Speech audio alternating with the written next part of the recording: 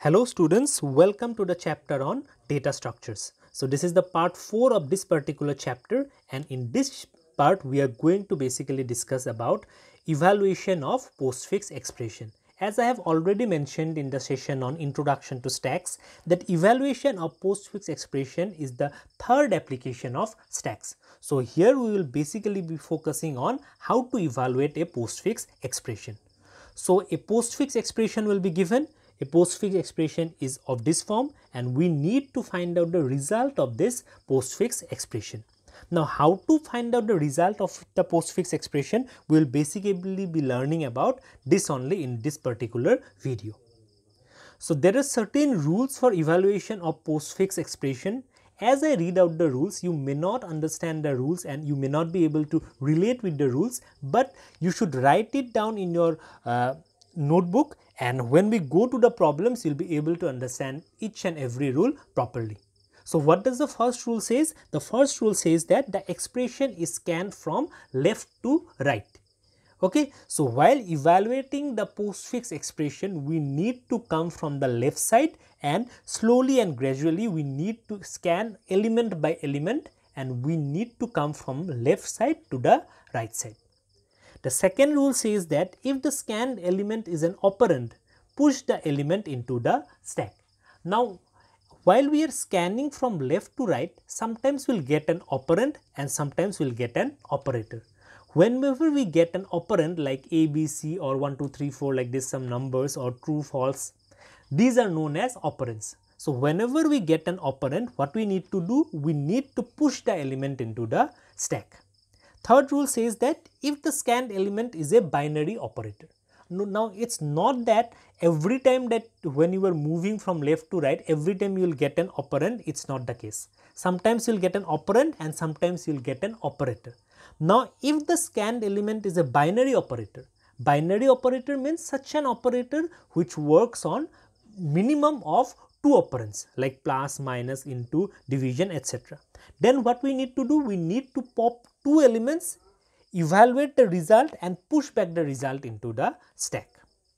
The fourth rule is in case of an unary operator means such operator which requires only one operand to evaluate the result. Then what we need to do? Then we need to pop just once, evaluate and then push back the result into the stack.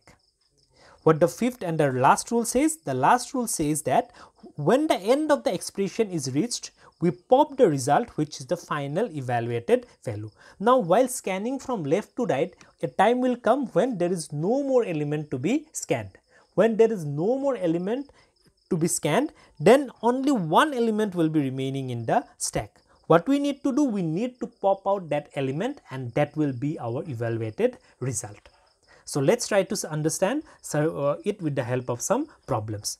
So, the questions will be in this format. Evaluate the following postfix expressions and show the status of stack after each step of evaluation. So, a postfix expression will be given somewhat like this or this. You need to evaluate and find out the result, and you need not write the result directly. At each step, you need to give the status of the stack. Let us try to understand with the help of the first problem now. So, this is our postfix expression. We need to evaluate and find out the result of this postfix expression. So, what we need to do? We need to draw certain, we need to make certain columns in our copy. The columns will consist of element, operation and stack, and finally, we have intermediate output. So, what you will do? You need to make columns as shown in the slide in your copy. After that, we need to scan the element from left to right. That was the first rule. So, what is the first element? While we go from left to right, the first element is 32. So, at first the element to be scanned is 32. Now, what is it? It is an operand or it is an operator? It is an operand. So, when it is an operand, what we need to do? We need to push it into the stack. So, what will come in the stack part? 32 will come in the stack part, and this is the top of the stack. All of you already know what do we mean by top. If you do not know, then you just revisit the video on introduction to stack. So, this is the top of the stack. After that, we will come to the next element which is 4. This is also an operand. So what we need to do? We need to push it. So while pushing it, now 32 will go down and at the top 4 will remain. Now this arrow signifies the topmost element of the stack. Next what we have? Next we have an operator. What is this operator? The operator is the division operator. It is a binary operator. So in case of binary operator, what is the rule or what is the operation? The operation is pop twice, evaluate and push back the result. Now pop twice means we need to pop out or remove two elements from the stack. What are the two elements here? 4 and 32. So at first we will remove 4 and then we will remove 32. After that we will evaluate. Evaluate means we need to perform the division operator operation. So 32 divided by 4 will get the result as how much? We will get the result as 8. Now whatever result you are getting, you need to push that result back into the stack. So what is there in the stack now? 8 is there in the stack now. Next we have an operator, an operand. So what is the operation here? The operation here will be push. So 8 will be pushed down and what will be at the top? 2 will be at the top.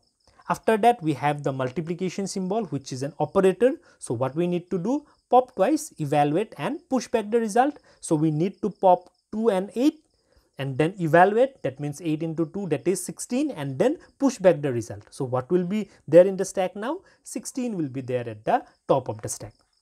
Next element is what? It is 12, which is an operand. So we just need to push it into the stack. So now 16 was already there in the stack. So now 12 has been pushed into the stack.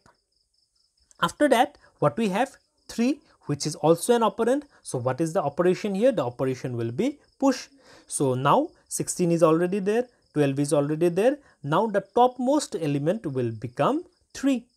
Next what we have? We have minus, which is an operator. So in case of an operator, what we do? We need to pop twice. Means what are the two elements from the top? The two elements are 3 and 12. So pop twice, evaluate and push back the result. So we need to pop out 3 and 12. Then we need to perform the operation of subtraction, which is 12 minus 3, that is equals to 9, and then we'll push back the result into the stack. Now after popping out 2, 12 and 3, 12 and 3 are out of the stack now. Now what will come above 16? 9 will come above 16 into the stack.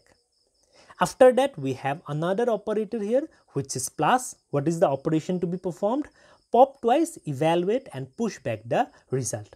So what we will do? We'll pop out 9 and 16, evaluate it, and the result we get it as 25, and we'll push back the result into the stack. Now we reach the end of the expression, because after plus there is nothing in the expression, in the postfix expression. So we have reached into the end of expression. When we reach into the end of expression, the operation will be pop the result. Now what is the result? The result is 25. Therefore we get the result as 25. Now we'll go to a different type of problem. So for that you need to know the basic truth tables. You already know about basic truth tables from the concept of Boolean algebra in class 11. But just for reference I am giving all the tables here. So this is the truth table for the OR gate. Here what is the logic behind OR gate? The logic is that if at least one of the elements is true, then the result will be true, otherwise false. Now in case of AND gate, what was the logic? The logic was that if both the results are true, then only the answer will be true. Next finally we have the NOT gate. In case of NOT gate, what it does? It will just reverse the input. If the input is true, the output will be false, and if the output is false, then if the input is false, then the output will be true. Let's try to see one problem of postfix expression related to the truth tables. So this is our question. It is in the postfix form. We need to find out the evaluated result of the postfix form. So what was the rule? At first we need to draw certain columns. It is same as the previous problem. The columns are element, operation, stack and intermediate output. After that we need to scan the elements one by one, starting from the left. What is the first element? The first element is true. True I am referring by T, and false I will refer by F.